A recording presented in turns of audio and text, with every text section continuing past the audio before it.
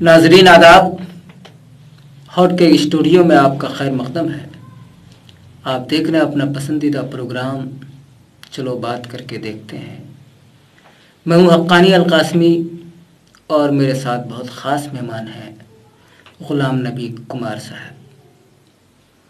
नई नस्ल में जो चंद नाम बहुत मुतहरिक फ़ाल हैं और जिन्होंने अपनी तहरीरों के ज़रिए अदबी दुनिया में अपनी मौजूदगी का एहसास कराया है, उनमें एक नाम ग़ुलाम नबी कुमार का भी है।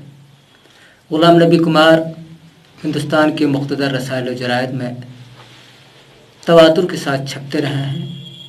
कई रिसालों से उनकी इदारती वाबस्तगी भी है और अभी उनकी 2 किताबें मंज़र आम पर आई हैं, जिनमें एक उर्दू की असली सदाएँ हैं और दूसरी किताब कदीम व जदीद अदबियात और एक रिसाला पंज आप से भी उनका इदारती रिश्ता है। ग़ुलाम नबी कुमार साहब, आपका स्टूडियो में खैर मक़दम है। शुक्रिया हक्कानी अलकासमी साहब। ग़ुलाम नबी कुमार साहब, ये जानते हैं भी कि उर्दू ज़बान रोज़गार से जुड़ी हुई नहीं है और इसका कोई ज़्यादा रोशन मुस्तक़बिल में नहीं है, उसके बावजूद भी आपने उर्दू को बहैसियत मौज़ू क्यों इख्तियार किया? देखिए हक्कानी साहब, इंसान ये नहीं सोचता कि किस ज़बान का मुस्तक़बिल रोशन है आगे जाकर। बस दिलचस्पी की बात है। मेरी बचपन से ही उर्दू ज़बान के साथ दिलचस्पी थी और सबसे बड़ी वजह यह है कि जब हमने पढ़ने का आगाज़ किया तो बचपन से ही उर्दू हमारा सब्जेक्ट रहा है। सारी किताबें, सारे मज़ामीन हमारे उर्दू में पढ़ाए जाते थे। यही वजह है कि हमारी आगाज़ से ही उर्दू ज़बान के साथ दिलचस्पी रही। नहीं, आप कश्मीर के हैं, ज़ाहिर है कि वहाँ कश्मीरी एक ज़बान होगी। जी जी। तो आपने कश्मीरी को क्यों नहीं तरजीह दी कि आपने उसके मुकाबले में उर्दू का इख्तियार किया? जी बिल्कुल, इसकी वजह यह है क्योंकि सारी मज़ामीन उर्दू में पढ़ाए जाते थे और कश्मीरी ज़बान का सब्जेक्ट मज़मून उस वक्त स्कूलों में मुतारिफ नहीं हुआ था।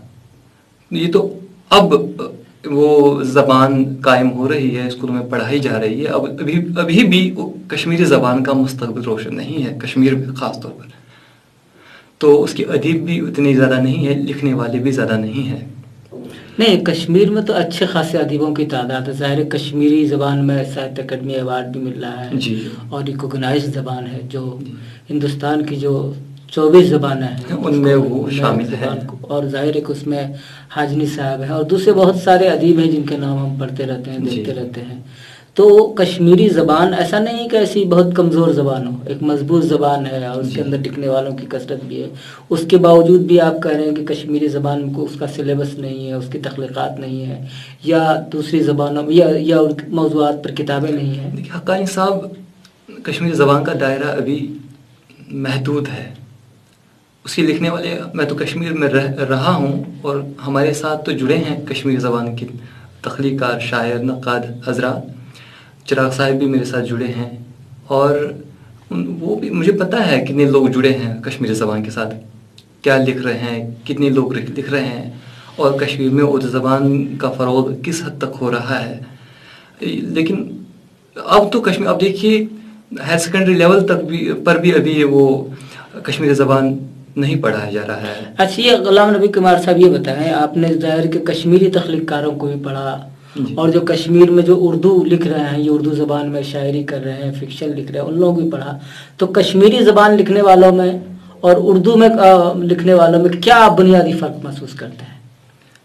देखिए, उर्दू ज़बान का दायरा बहुत वसी है। आलमी पैमाने पर, बैनुल-अक़वामी सतह पर उर्दू पढ़ी जा रही है, उर्दू ज़बान में लिखा जा रहा है।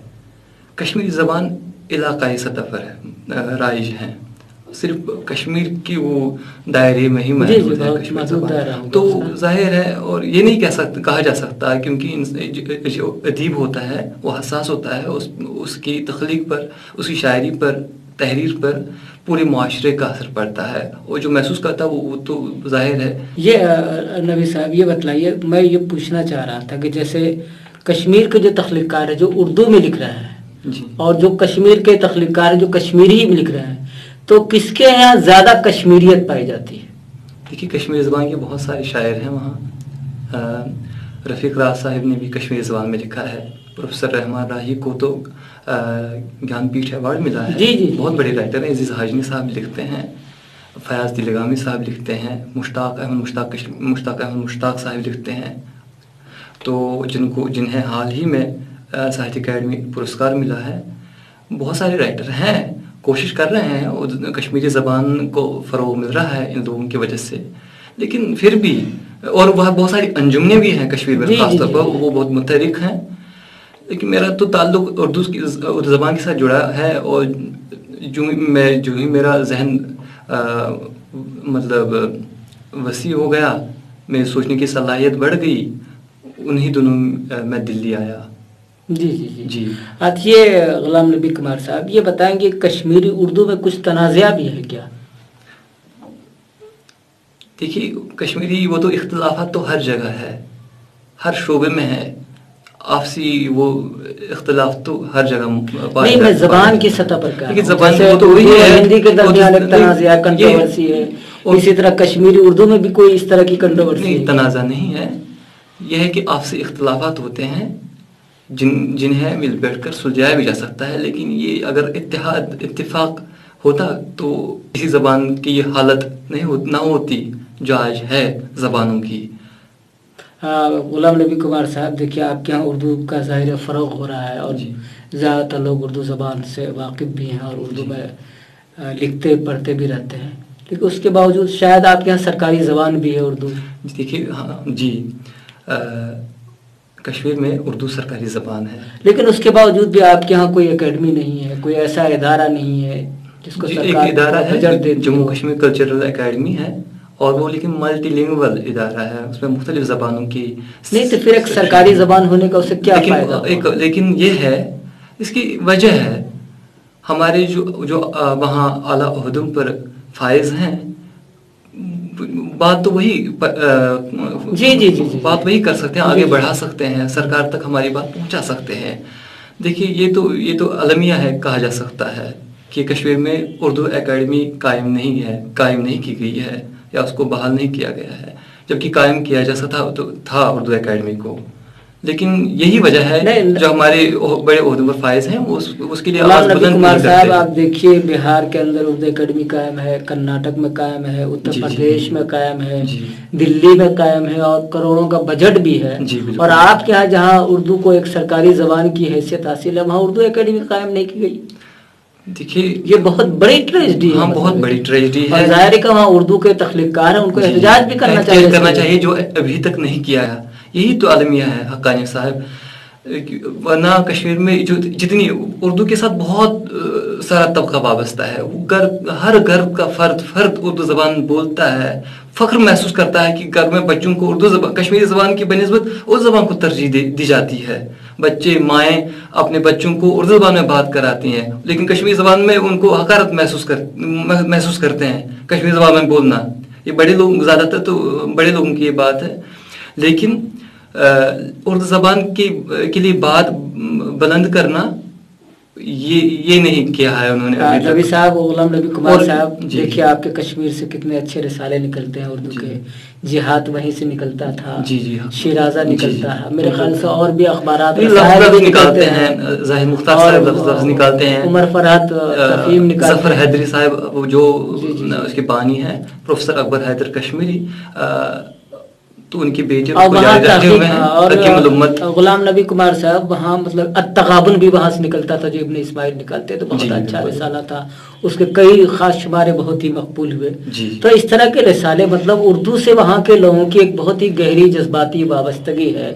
اردو کے اخبارات سب سے زیادہ وہاں بکتے ہیں. اس کے باوجود بھی اردو کے تعلق سے مطلب ہے کہ سرکاری سطح پر ظاہر ہے کہ وہاں زیادہ تر اردو دا ہی طبقہ ہے کے اعتبار سے برسر اقتدار ہے, آپ کسی اور کو آپ الزام نہیں ٹھہرا سکتے. اس کے باوجود بھی اگر اردو کے ساتھ یہ معاملہ ہے, یہ رویہ ہے, تو یقیناً افسوسناک ہے, بہت ہی افسوسناک ہے. دیکھیے 2013 میں پوسٹ آئی تھی اسسٹنٹ پروفیسر کی, اور 2016 میں تقریباً ان کی بحالی ہوئی. مطلب مختلف ڈگری کالج میں وہ آپ کام کر رہے ہیں بحیثیت اسسٹنٹ پروفیسر اردو. لیکن دیکھیے کون اردو کے منظر نامے پر ہے, بس یہ ہے ان کو آگے آنا چاہیے. ابھی کشمیر میں وہ ہر کوئی شاید ہی کوئی کالج ہو جس میں اردو کا پروفیسر نہ ہو، جس میں اردو پڑھائی نہ جاتی ہو. ہر کالج میں اردو پڑھائی جاتی ہے. یہاں تک کہ جتنی بھی یونیورسٹیاں کشمیر میں ہیں، 5-8 یونیورسٹیاں، 2-3 یونیورسٹی کو چھوڑ کر ہر جگہ اردو زبان کا شعبہ ہے. نبی کمار صاحب، لیکن کوئی بھی اسسٹنٹ پروفیسر یہ کوشش نہیں کرتا کہ ہم کوئی انجمن قائم کریں یا متحد ہو جائیں اور اردو زبان کے لیے بات اٹھائیں، سرکار تک اپنی بات پہنچائے. بس یہ ہے یہاں کے لوگوں میں یہ خامی ہے. اگر ہمارے اندر یہ سوچ نہ ہوتی تو شاید ہم اس مقام پر کھڑے نہ ہوتے، ہمارا یہ حال نہ ہوتا اردو زبان والوں کا کہ ہم پروفیسر ہو گئے، ہم استاد ہو گئے، ہم کسی ڈائریکٹر بن گئے یا ہم کچھ اور ہو گئے، کسی بڑے عہدے پر آ گئے تو بس میں آ گیا تو کوئی اور نہیں آنا چاہیے. یہ اگر یہ سوچ نہ ذہن میں رکھی جائے، محدود سوچ، کم سوچ، تو ہمارا بھلا ہوتا. غلام نبی کمار صاحب، دیکھیے جو میں ادب کا جو منظر نامہ دیکھتا ہوں اردو ادب کا، اس میں بہت سارے اہم نام ہیں جن کا تعلق جموں کشمیر سے ہے، جیسے پروفیسر حامدی کشمیری صاحب، اور اس کے علاوہ مجید مزمر صاحب ہیں، اور بہت بڑے بڑے لوگ ہیں. نور شاہ ہیں، آپ کے نور شاہ ہیں، وحشی سعید صاحب ہیں، اور بہت سارے شاعری کے اندر بھی نام رفیق راز ہیں، شفق سوپوری صاحبہ ہے، رخسانہ جبی صاحبہ ہے. جی بہت بڑے نام ہیں. اس کے علاوہ ڈاکٹر الطاف انجم صاحب، مشتاق حیدر صاحب ہیں، اس طرح کے بہت سارے نام ہیں جنہوں نے ظاہر ہے کہ ظہور الدین صاحب کا بھی نام انتقال ہوا، اللہ تعالیٰ ان کی مغفرت فرمائے. ہاں، تو وہ اس طرح کے بڑے ناموں کا رشتہ رہا ہے جموں کشمیر کا، جنہوں نے اردو ادب کو بہت کچھ دیا ہے. اور ظاہر ہے کہ اردو زبان ادب کے فروغ میں ان لوگوں کی کردار سے، مطلب ان کی خدمات سے بھی انکار نہیں کیا جا سکتا. لیکن ایک خاص بات میں نے محسوس کی، جیسے کشمیر کے لوگ جو ہے کہتے ہیں کہ ہمیں دلی والے، لکھنؤ والے یا عظیم آباد والے یا دوسرے علاقوں کے لوگ اکثر نظر انداز کرتے رہے. تو کیا آپ اس بات سے اتفاق کرتے ہیں؟ کیا انہیں واقعتاً نظر انداز کیا گیا ہے؟ دیکھیے، واقعتاً نظر انداز نہیں کیا جاتا کسی کو جب تک کہ وہ منظر نامے پر نہ آ جائے. دیکھیے، ہم کشمیر میں بیٹھ کر صرف یہ کہیں کہ میں بڑا رائٹر ہوں، میں بڑا شاعر ہوں، تو وہ خوش فہمی پالتے ہیں. ایسا نہیں ہے کہ لوگ نظر انداز کرتے ہیں. میں جیسے میں کہوں گا حامدی کشمیری کو نظر انداز نہیں کیا گیا. کیوں نظر انداز؟ کیونکہ انکشافی تنقید کا ایک تصور دیا انہوں نے، اور ظاہر ان کی کتابیں یہاں تک پہنچی، ان کے اوپر کتاب نما نے خاص شمارہ شائع کیا. اس کے علاوہ اور بہت سارے جو رائٹرز ہیں جن کا کشمیر سے تعلق ہے، تو ان کے اوپر چیزیں چھپتی رہتی ہے. لیکن مجھے کشمیری مطلب رائٹر نے کہا کہ ہمیں آپ لوگ نظر انداز دیکھیے، جبکہ میں یہ سوچتا ہوں کہ میں خود اپنے طور پر یہ سوچتا ہوں کہ جیسے میں نے وریندر پٹواری صاحب ہیں جن کا تعلق کشمیر سے، میں نے ان کے اوپر لکھا، بہت اچھا مضمون لکھا. شبنم اشائی صاحبہ ہیں جن کا تعلق کشمیر سے، میں نے ان کے اوپر لکھا. اس کے علاوہ ضمنی طور پر میں نے بہت سے کشمیری شاعروں ادیبوں پہ لکھا بھی ہے. ظاہر ہے کہ میں نے حبہ خاتون کا بھی ذکر کیا ہے، اللہ کا بھی ذکر کیا ہے. اس طرح وہاں کی جو بہت سارے اشتہارات تو اس میں نے ان کا ذکر کیا ہے. تو اس طرح یہ ایک طرح سے الزام ہی لگتا ہے، ایسا نہیں ہے. یہ کہہ سکتے ہیں کہ ان لوگوں کی رسائی یہاں تک نہیں ہو پائی یا کسی ایک مضمون میں جموں کشمیر کی معاصر اردو شاعری اور چند اہم غزل گو شعراء، اس کی تمہید میں نے یہ باتیں لکھی ہیں کہ کیوں کشمیری ادیبوں کو نظر انداز کیا جا رہا ہے، کیوں نظر انداز کیا گیا ہے، کیا وجوہات ہیں. دیکھیے، ایک وجہ تو یہ ہے کہ کشمیری شاعر باہر چھپتے نہیں ہیں. جب تک کشمیری شاعر باہر کے رسائل میں چھپیں گے نہیں، تب تک ان پر کبھی نہیں لکھا جائے گا. اور لوگوں کو پتہ ہونا چاہیے، تحقیق کرنے والوں کو پتہ ہونا چاہیے کون چھپ رہے ہیں. وہ تو رسالے حاصل کریں گے، کتابیں تو سب لوگوں تک نہیں پہنچتی. آج تو محدود کتابیں چھپتی ہیں، 300-500. وہ زمانہ نہیں رہا کہ شوقین نہیں ہے لوگ، اسی لیے کم بکتی ہیں کتابیں. یہ ہے کہ جب تک ہم رسالوں میں نہیں چھپیں گے، مطلب ہماری کتابیں دور دور تک نہیں پہنچیں گی، تب تک نہیں لکھا جا سکتا. ریسرچ اسکالر لائبریری میں جا کے تلاش کرتا ہے کتابیں. جب اس کو کسی کشمیری ادیب کی کتابیں نظر آئیں گی، تب جا کے وہ ان پر لکھے گا، تو بات آگے بڑھے گی. اور اس کی دوسری وجہ یہ بھی ہے کاہلی اور سستی. تو یہ بھی وجہ ہے کہ لوگ اپنی تحریک کو آگے بڑھانا نہیں چاہتے، لوگوں تک پہنچانا نہیں چاہتے. تیسری یہ وجہ ہے کہ کشمیر میں رسائل نہیں نکلتے ہیں. اس کی یہ تو ہم دیکھیے، میں نے کہا ہے کہ سوچ کا فقدان ہے، وسائل کا فقدان ہے. نہیں غلام نبی کمار صاحب، یہاں میں آپ کو روکنا چاہوں گا. آپ نے کہا کہ کشمیر میں رسائل نہیں نکلتے. کشمیر سے جہاد نکلتا تھا، شیرازہ نکلتا ہے، نگینہ نکلتا ہے، آپ کے اردو اکیڈمی ہے. اس طرح کے بہت سارے رسالے ایسا نہیں نکلتے ہیں. لیکن وہاں میں نے ایک رسالہ اردو اکیڈمی کی طرف سے شائع ہوتا تھا، تو میں نے وہاں دیکھا اکیڈمی کے اندر زیادہ تر تخلیقات باہر کے لوگوں کی تھی. تو میں نے ان سے سوال کیا کہ بھائی آپ اپنے علاقے سے رسالہ نکال رہے ہیں تو علاقائی ادیبوں کو ترجیحی طور پہ شائع کریں. دیکھیے اب شیرازہ نکلتا ہے، وہ بھی اس میں بھی بعض اوقات 2-3 مہینے بعد شمارے آ جاتے ہیں. لیکن یہ ہے کہ اب وہ خاص طور پر کشمیری شاعروں اور ادیبوں کو ہی ترجیح دیتے ہیں اپنی شیرازہ میں. جی جی جی. اور خاص ان کا یہ کام ہے کہ اب وہ مطلب خصوصی نمبر بھی نکالنے لگے ہیں. اس کے تو بے شمار شمارے خصوصی نمبر شائع ہوئے ہیں کشمیری رائٹروں پر ہی. تو یہ ہے کہ کام کر رہے ہیں، لیکن اس میں جو تیزی آنی چاہیے تھی وہ نہیں آ رہی ہے. تو میں نے دیکھا ہے، میں کشمیر جب میں نے 2014 میں دہلی آیا اور میرا براہ راست تعلق لائبریری سے رہا، اور میرا ایم فل کا موضوع بھی ہے دہلی یونیورسٹی سینٹرل لائبریری میں موجود رسائل و جرائد کا وضاحتی اشاریہ. تو جب میں لائبریری گیا تو میں نے دیکھا شیرازہ کے تقریباً 1980 تک تمام شمارے وہاں موجود ہیں. جب شیرازہ کے ایڈیٹر محمد یوسف ٹینگ صاحب، محمد امین اندرابی صاحب تھے. تو کیا وجہ ہے کہ شیرازہ اب باہر نہیں جاتا، یہاں بیرون ریاستوں میں لوگوں تک نہیں پہنچتا، جبکہ ان کی تحریری وقتاً فوقتاً شائع ہوتی رہتی ہیں. تو کیوں شائع لوگوں تک نہیں پہنچایا جاتا؟ کیا وسائل کی کمی ہے؟ کیا وہ پیسے نہیں ہیں؟ اکیڈمی کے پاس بے شمار پیسہ ہے. تو غلام نبی کمار صاحب، آپ نے ابھی رسائل کا ذکر کیا. ظاہر ہے کہ آپ رسائل پہ کام کر رہے ہیں، اس کا وضاحتی اشاریہ تیار کر رہے ہیں. ایک توضیحی فہرست میرے خیال سے آپ شائع کر رہے ہیں. تو یہ بتائیں، آپ نے جو پرانے رسائل دیکھے ہوں گے اور آج کے جو معاصر ادبی رسائل دیکھ رہے ہیں، تو ان میں بنیادی کوئی فرق آپ محسوس کر رہے ہیں؟ دیکھیے فرق بہت ہے. پرانے جو ادیب تھے وہ سوچ سمجھ کر تحریر کو شائع کرتے، ان کا مطالعہ وسیع ہوتا تھا. ہاں جی، ان کا مطالعہ وسیع ہوتا تھا، زبان و بیان پہ اور وہ کسی طرح کی. تو اسی طرح یہاں نیاز فتح پوری اپنے اس رسالے میں جب تک ان کو اچھا مضمون، اب کوئی اچھی تحریر نہیں ملتی تھی، وہ خود ہی پورا شمارہ وہ خود شائع کرتے تھے. جی اسی طرح کی بہت ساری مثالیں. ظاہر ہے کہ نگار نے جو خصوصی شمارے شائع کیے ہیں، مومن نمبر اور دیگر خصوصی نمبر، غالب نمبر. تو جب تک یہ ایسا نہیں، یہ رویہ اختیار کرنا ہے رسالوں کے ساتھ. آج کیا کرتے ہیں دوسرے لوگ کہ آپ 1000 روپے دیجئے، 1500 روپے دیجئے، ہم آپ کے مضمون جیسا بھی ہوگا شامل کر دیں گے. اور ایسا ہی ہو رہا ہے.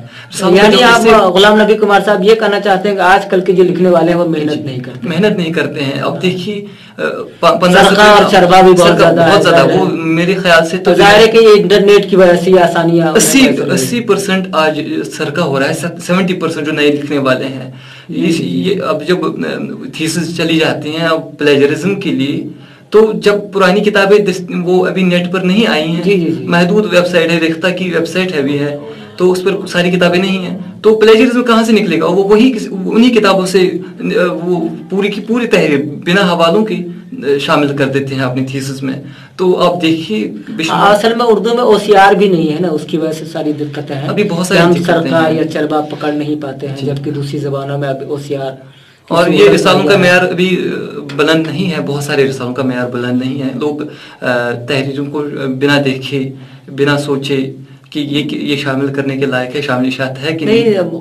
غلام نبی کمار صاحب، اس کا تعلق مدیروں کے مبلغ علم سے بھی ہے. ظاہر ہے کہ جو معمولی فہم و ادراک کے لوگ ہوں گے، ادارت کے منصب پر فائز رہیں گے، تو یہی حال ہوگا. یہی حال ہے. ہر کوئی مدیر بننا چاہتا ہے، اور مدیرانہ اہلیت اور لیاقت. دیکھیے ہم بھی رسالہ نکالتے ہیں. میرے ساتھ شریک مدیر ہیں صالح جمیل برار صاحب. جی. میں نے ان کو پہلی یہ بات واضح کر دی کہ ہم اس کے ساتھ ہم کسی اسکالر سے مضمون کے لیے پیسہ نہیں مانگیں گے. اگر آپ نے ایسا کیا یا میں نے ایسا کیا تو ہم رسالہ بند ہو جائے گا. ہم صرف زر سالانہ ہم 2 کہہ سکتے ہیں زر سالانہ کے لیے. مجھے کوئی حرج نہیں ہے. لوگ تنخواہ لیتے ہیں، لوگ پڑھنے کے خواہش مند ہیں، لوگ اپنی تشہیر چاہتے ہیں. یہ شاعر نے بھی کہا تھا جو افتخار امام لیکن اپنے انٹرویو میں کہا تھا جو لوگ اپنی تشہیر چاہتے ہیں جی جی تو رسالہ کیوں نہیں خرید سکتے. اچھا غلام نبی کمار صاحب، آپ کی بہت مختصر عرصے میں 2 کتابیں شائع ہو گئی، اس کے لیے میں مبارکباد دوں گا کہ ظاہر ہے کہ اس وجہ سے ہے کہ آپ بہت ہی فعال اور ڈائنمک ہیں، اور میرے خیال سے ینگ رائٹرز میں آپ سے زیادہ متحرک کم ہی لوگ ہوں گے، اور ظاہر ہے کہ ہمارا جو ادب ہے اس وقت تازہ خون مانگتا ہے، اور ظاہر ہے کہ آپ ہی لوگ اسے تازہ خون دے سکتے ہیں، تازگی اور توانائی پیدا کر سکتے ہیں. تو آپ کی یہ 2 کتابیں قدیم و جدید ادبیات اردو کی عصری صدائیں آئی ہیں، تو اس میں کس نوعیت کے مضامین زیادہ ہیں؟ اردو کی عصری صدائیں میری پہلی کتاب ہے. جی جی جی. اس میں مختلف کتابوں پر تقریباً 75 کتابوں پر تبصراتی مضامین ہیں. جی جی جی. یہ سب لکھنے والے 21ویں صدی کے ہیں، 21ویں صدی کے ہیں، زندہ ہیں. کچھ کتابیں 20ویں صدی میں آ چکی ہیں، کچھ اس صدی میں آئی ہیں. تو میں نے سوچا کیوں نہ ان پر اپنی رائے قائم کی جا سکے، تو میں نے لکھا تو مضمون ہو گیا. اچھا اچھا. کچھ مضامین وہ رسالوں میں شائع کرنے کے لیے تبصرے کی شکل اختیار کر گئے، لیکن ان میں اگر کوئی غور سے پڑھے گا تو ان میں میری وہ رائے بھی ہے. میں صرف کتاب کا سرسری مطالعہ کر کے تو اس پر اپنی رائے قائم نہیں کرتا، سبق نہیں کرتا. میں وہ جو میرا پورا علمی مطالعہ ہے اس کو بھی اس میں شامل کرتا ہوں. آپ نے اس میں شاید تنوع کا بھی خیال رکھا ہے کہ مطلب مختلف جیسے اصناف کا مختلف جو موضوعاتی اس میں یہ ہے کہ موضوعاتی بھی ہے، جیسے آپ نے فکشن کو بھی لیا ہے، شاعری کو بھی لیا ہے، تحقیق و تنقید مختلف موضوعات کے تحت خود نوشت کو بھی لیا ہے، تقسیم کیا ہے. یہ بہت ہی اچھا کیا کہ آپ نے مختلف اصناف میں اس کی تقسیم کر دی. تو یہ بتائیں آپ نے جو تبصرہ کیا ہے، یہ جو کتابوں پہ تبصرے کیے ہیں، تو تبصرہ اور تنقید میں آپ بنیادی فرق کیا محسوس کرتے ہیں؟ کیا فرق ہے دونوں کے اندر؟ دیکھیے، تبصرہ ایک کتاب کا ہے، ایک کتاب پر کیا جاتا ہے، اور تبصرے کی قسمیں لوگوں نے بتائی ہیں. کتاب شناسی آئی ہے، شمس الرحمن فاروقی کی آئی کتاب ہے، فاروقی کی تبصرے آئی ہے کتاب بہت، اور ان کی تبصرے عزیز اللہ شیرانی کی تبصرے پر کتاب آئی ہے. اب دیکھیے گیان چند جین صاحب کی ان کے تبصرے کی کتاب آئی ہے. تبصرے کی اس پہلے بھی کئی کتابیں اور اہم کتابیں آئی ہیں. برملا بھی کلام حیدری کا ایک تبصرے کی کتاب. بالکل بالکل سر. تو کتاب ابھی تک تقریباً 100 سے زیادہ تبصرے کی کتابیں. اب پہلے لوگ شائع نہیں کرتے تھے اپنے تبصرے، عیب سمجھتے تھے، لیکن اب شائع کرنے لگے ہیں. نہیں، میں سمجھتا ہوں کہ تبصرہ بھی جو ہے ایک تنقید ہی کی ایک شکل ہے. بالکل. اور ظاہر ہے کہ یہ تنقید کی ایک شاخ ہے، اور اس میں ذرا اختصار سے کام لیا جاتا ہے، اور تنقید یہ لکھنے کی بات ہے، کون کس طریقے سے لکھتا ہے. ظاہر ہے کہ اس میں مبصر بھی اپنا زاویہ نظر دیتا ہے. آپ دیکھیے ظاہر ہے کہ آپ نے بھی اپنا زاویہ نظر دیا ہوگا کہ کتاب کیسی ہے، کیا ہے، اس کے اندر کس طرح کے مضامین ہیں، اور تجزیاتی مطلب تجزیاتی مضمون ہو گیا ہے کتاب میں، اور مختلف چیزوں کو مد نظر رکھ کر جو عصری منظرنامہ ہے اور ان چیزوں کو ملا کر. اور میں نے محسوس کیا کہ آپ نے خاص بات یہ ہے کہ نئی نسل کے قلمکاروں کو بھی آپ نے خاص ترجیح دی. میں نے دیکھا کہ جب تک ان پر نہیں لکھا جائے گا، ان کی حوصلہ افزائی نہیں کی جائے گی، تو ان کا اعتماد کیسے بڑھے گا. ان چیزوں سے اعتماد بڑھتا ہے. ہمیں صرف پرانے لوگوں پر لکھیں گے اور اہم ناقدین، اہم شاعروں کو ہم غلام نبی کمار صاحب، اس کے علاوہ بھی جو اردو زبان کا مستقبل یا تحفظ جو ہے، یہ نئی نسل سے ہی مربوط ہے، جڑا ہے. بالکل جڑا ہوا. اگر یہ نسل ہی نہیں رہے گی، لکھنے والے ہی نہیں رہیں گے، تو ظاہر ہے کہ کوئی پڑھنے والا بھی نہیں رہے گا. ویسے بھی قاری کا بحران ہے، میرے خیال سے یہی لکھنے والے بھی ہیں، یہی پڑھنے والے بھی، یہ بھی ختم ہو جائیں گے، تو زبان تو مر جائے گی. دیکھیے، ہم یہ نہیں چاہتے کہ مطلب نئے لوگوں کی صرف ان کے اختلاف میں باتیں کی جائیں، ان کا اختلاف کیا جائے. مطلب یہ کہ ان کے مضامین اچھے نہیں ہوتے رسالوں میں، وہ غور نہیں کرتے. ہماری نئی نسل میں اچھے لکھنے والے بھی ہیں. تو اسی وجہ سے اردو زبان ابھی آگے بڑھ رہی ہے، بڑھنے جائے، بہت روشن ہوگی اگر ان کی حوصلہ افزائی وقت فوراً کی جائے گی کہ لکھیے، آپ اچھا لکھنے کی کوشش کریں.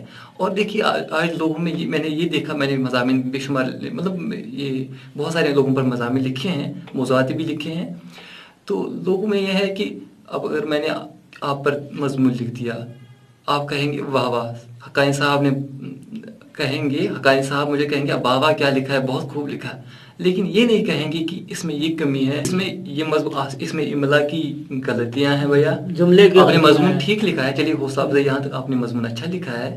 اس میں املا کی غلطیاں ہیں، اس میں جملوں میں نثر میں روانی نہیں ہے، اس میں وہ تضاد ہے، اس میں یہاں پر مفہوم واضح نہیں ہو پاتا. یہ سب ٹھیک ہے، آپ نے میرے اوپر مضمون لکھا، میں تعریف کر رہا ہوں آپ کی. لیکن یہ جب آپ ٹھیک کر دیں گے تب آپ کا مضمون لوگوں تک پہنچے گا، اچھی حالت میں پہنچے گا، اور لوگوں کے ذہنوں پر منفی چیز لوگوں کے ذہنوں میں منفی چیز جنم نہیں لے گی. اچھا غلام نبی کمار صاحب، آپ کی جو دوسری کتاب آئی ہے قدیم و جدید ادبیات، میرے خیال سے اس میں بہت سارے اہم مضامین ہیں، اور اس میں ان لوگوں پر مضامین ہیں جو بھی حیات نہیں ہیں. اچھا، یہی تو مضمون کو چھوڑ کر جیسے امیر خسرو ہے، مولانا مملوک، اس میں بھی ہر صنف پر مضمون ہے. اس میں غزل گوئی پر مضمون ہے اور صحافت پر ہے. جی بہت اہم موضوعات پہ آپ نے لکھا ہے. صحافت پر ہے، تحقیق تنقید ہے، خودنوشت. میرے خیال میں اس طرح کی کتابیں مطلب کہ آنی چاہیے، اور اس سے نئی نسل کو ایک تحریک ملے گی، ترغیب ملے گی. اور ظاہر ہے کہ آپ اردو ادب کی بڑی خدمت انجام دے رہے ہیں، یقیناً آپ لائق کے مبارکباد بھی ہیں. اور میرے خیال سے آپ نے جو ایک سلسلہ شروع کیا ہوا ہے رسائل میں لکھنے کا، تفسیروں کا، یہ بہت ہی اچھا ہے. اور میں یہ سمجھتا ہوں کہ آج جب کہ کتاب کلچر سے لوگوں کا رشتہ ٹوٹتا جا رہا ہے، تو آپ نے کتابوں سے اپنا تعلق برقرار رکھا ہے، یہ بھی بہت بڑی بات ہے. چونکہ عام طور پر میں نئی نسل کو دیکھتا ہوں کہ کتابوں سے دور ہوتے جا رہے ہیں، لیکن آپ کا مطلب ہے کہ کتابوں سے اتنا گہرا رشتہ ہے کہ آپ نہ صرف کتاب پڑھتے ہیں بلکہ کتابوں کے تعلق سے اپنی رائے کا اظہار کرتے ہیں. اسی لیے کتابوں کے تفسیر پر مشتمل آپ کی کتاب اردو کی اصلی صنائع بھی منظر عام پر آ گئی. غلام نبی کمار صاحب، آپ